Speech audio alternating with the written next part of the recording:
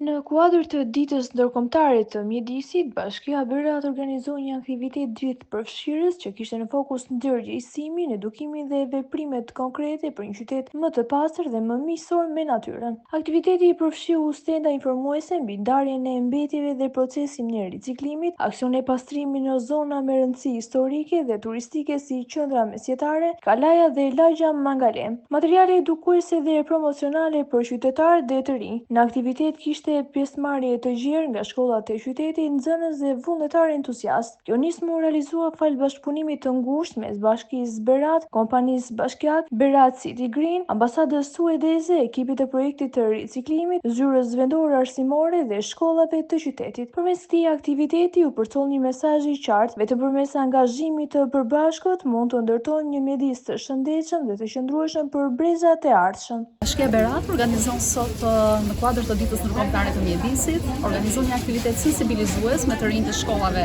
9-vjeçare dhe të mesme të qytetit, si dhe me vullnetarë, të cilët janë bashkuar në aksionin tonë për pastrimin e disa zonave të qytetit, së bashku me kompaninë Berat City Green.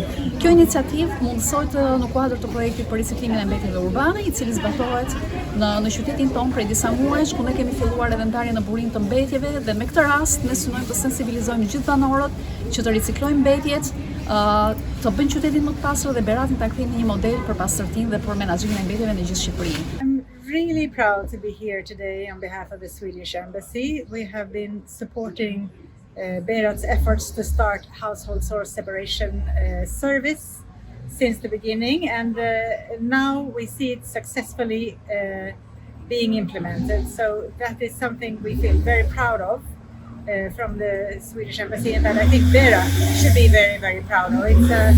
It's a first of a kind in Albania, but it is the way that the whole nation will need to go.